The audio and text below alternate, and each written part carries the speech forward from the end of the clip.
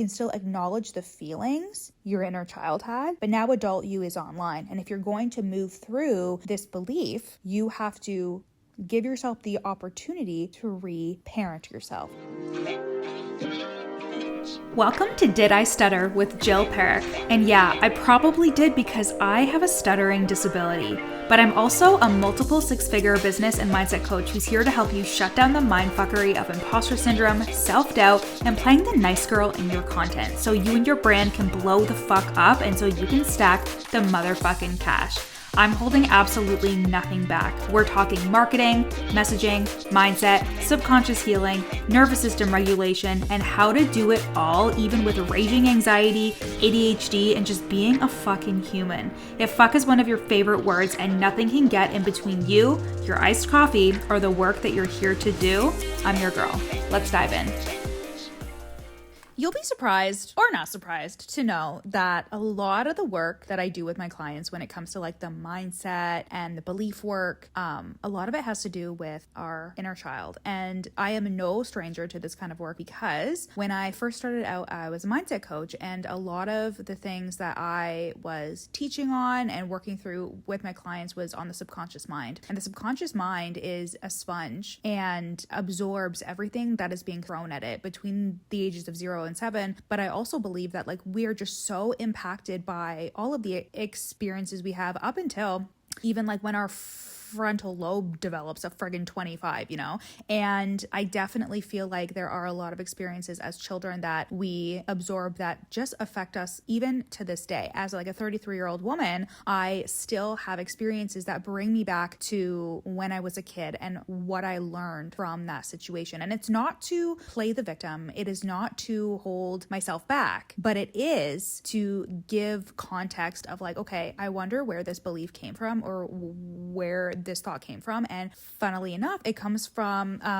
it forms a lot of my beliefs around money, and that is very common for people that are business owners and people that like run their own business and receive it, because a lot of us have experiences as kids that are going to form the way that we think about money and deservingness and worthiness. So a lot of inner child work comes up, and the reason why I wanted to talk to you about it today on the pod is because on one of my calls for the Real Deal Mastermind, a client was talking about, you know, she feels like receiving through her business is a blocked channel because she has an in-person component of her business and then she has an online component of her business. And she definitely feels like the channel is more unblocked from seeing clients in person, billing them through insurance, etc., etc. But the online component has been harder for her to unblock that channel. And when I'm talking about channels, I'm talking about how you can receive through channels, and if you have the belief that it's going to be easy or simple. So for example,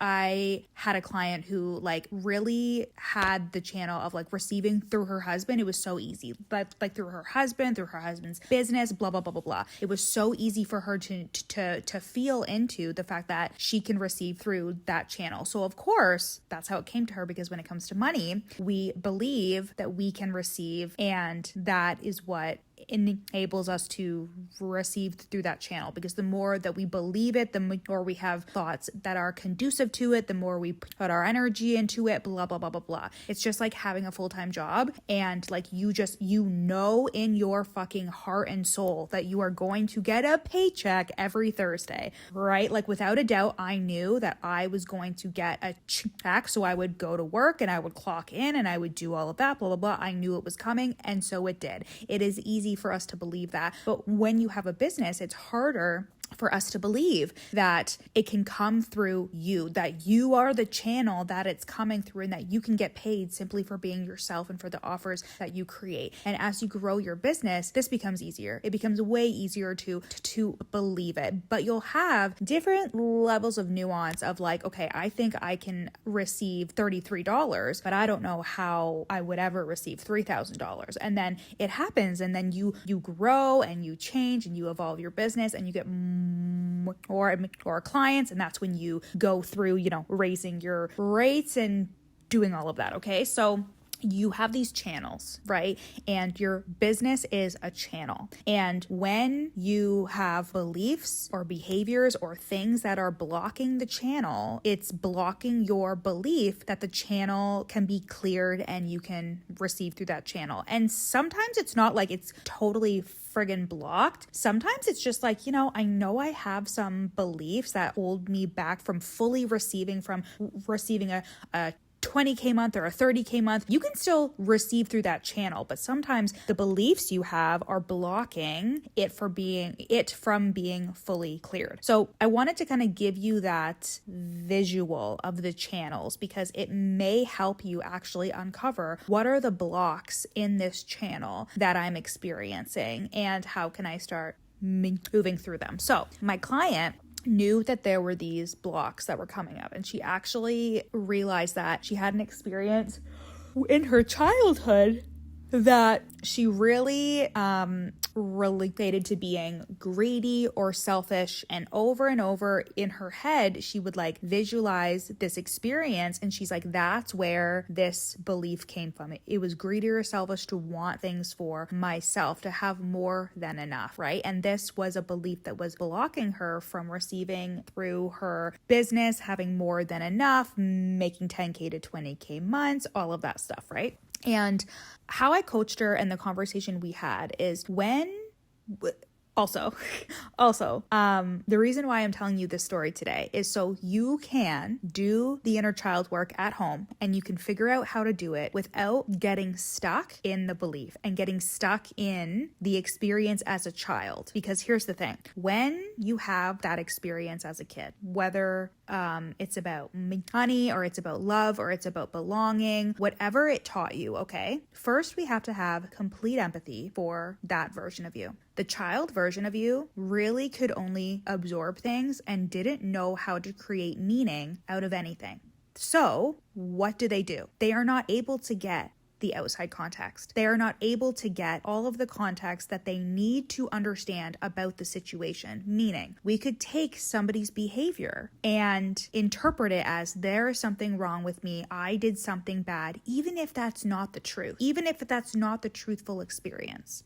So for example, when I was a kid, I had a lot of experiences where people would laugh at me because of my stutter, or they would make fun of me, or they would make comments, right? And even though I could interpret it very differently now, as a kid, right, I interpreted it as like, I'm wrong, I am stupid for having a stutter, I'm bad for having a stutter, I'm wrong for having a stutter, instead of being an adult now and realizing, oh, that person was like laughing because they're uncomfortable, that person was laughing or making fun of me because they were uncomfortable, or they were a rude ass fucking bitch, or they were a terrible person, or they like didn't know what they were doing or how it was going to impact somebody else. Like, there are a million different scenarios that I could surmise from a situation like that. Like, I can take it in every which way, but as a kid, that is not my experience. My experience is I receive whatever is happening and I don't have the information or the context to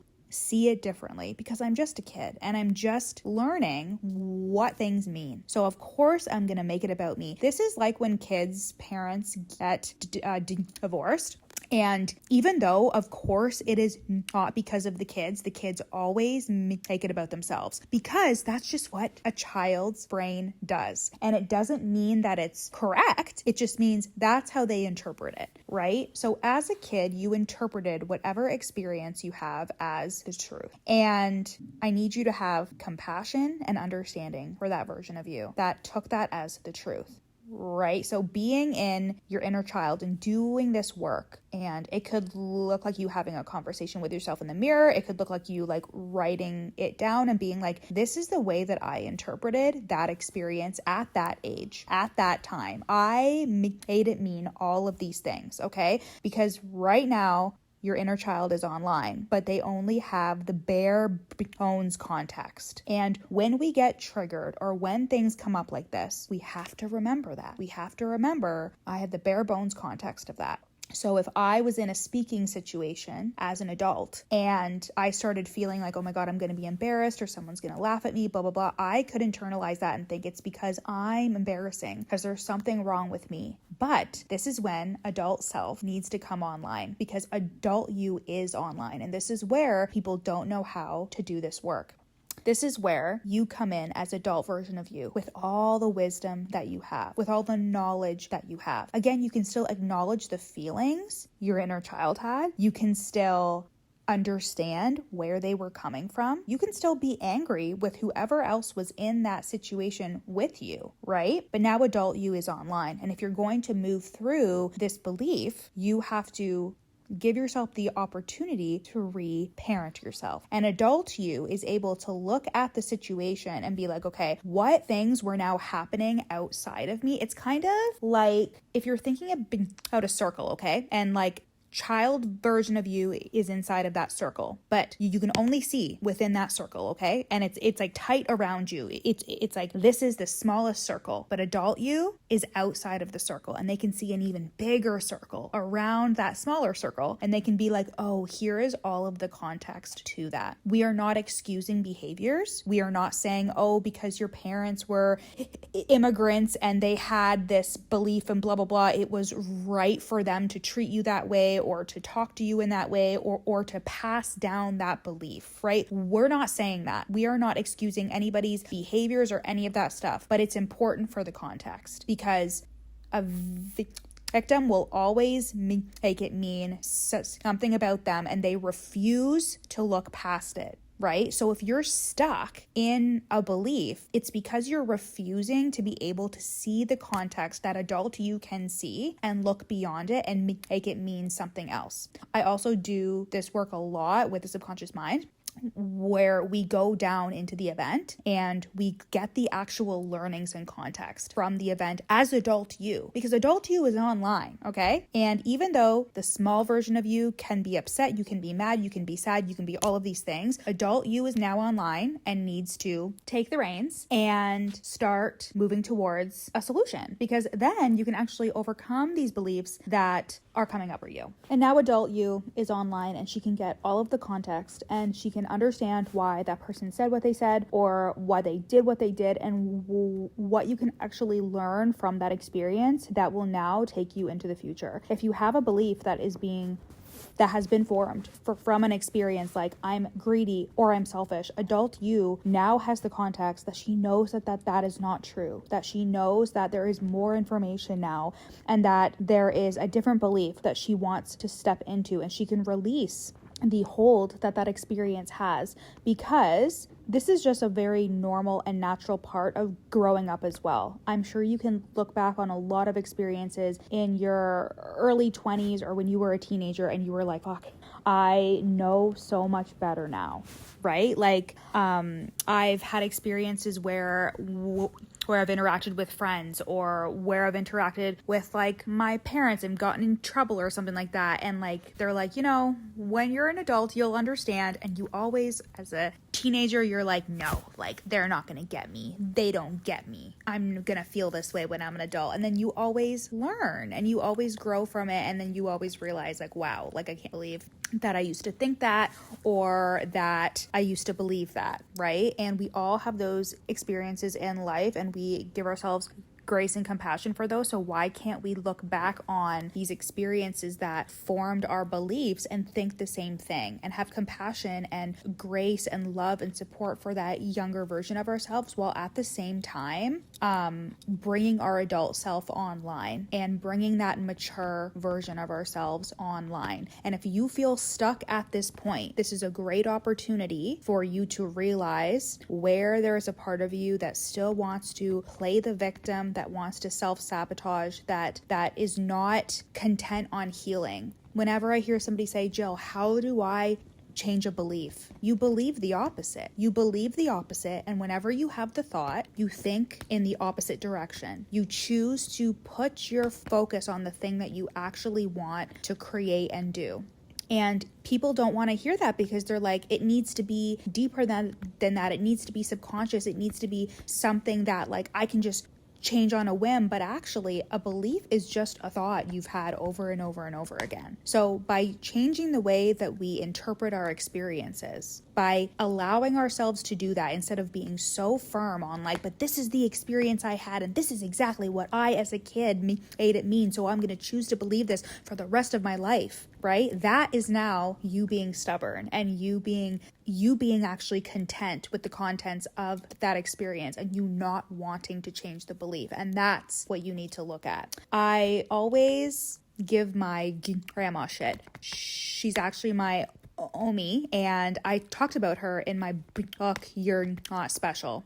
I talk about it how she goes to the grocery store and she doesn't get the good avocados. Now, her and my grandfather have a lot of money, but she is a German woman who grew up during the war, and she walked to Holland without any shoes on with the rest of her family when she was like 5 years old. I tell her story too in You're Not Special. And I think that it's so incredible because she came from such meager means, and then she came to Canada with my first grandfather, and he actually passed away before I got the chance to meet him and all of these other things, right? But she had a very difficult upbringing and she didn't come from a lot. She came to Canada with maybe like 60 cents. You know what I'm saying? Like very typical immigrant story. And she'll still act like she's that broke, poor version of herself. And I'll have to say like, Omi, like you can afford to do that, or like you can do that. And she'll be like, I remember when I came over from Germany and blah, blah, blah, blah, blah. And I'll be like, but that's not your reality anymore. Like you can change your beliefs. You can change what you think and what you know, even if that is your experience. So I think even though I'm not intent on like changing her experience or changing her beliefs, if you are a business owner and you're getting caught in this, if you're getting stuck in this, there may be a piece of you, there may be a little bit of shadow work in this that is saying, but I don't want to believe something different. I don't want to believe that because that would require me to let go of that identity, right? Because if I don't believe that I'm greedy or selfish for wanting more, that I learned from that experience as a kid, then that would mean that I would have to want more, acknowledge that I have desires beyond just making a couple grand a month and going to a full-time job or whatever it is. It means stepping into a new identity. Every time you create a new belief or you're thinking to step into it, it's not just about the thought. It's also about like who you believe you are and how you believe others see you. So when you're doing your inner child work, or when you hit up against a trigger that you know comes from an experience as a kid, or you eventually are able to make the connection back to you being a child and you being like, fuck, like that is where this belief came from because I had this experience with my dad or with my mom or with my grandparents or with this person at school or something like that.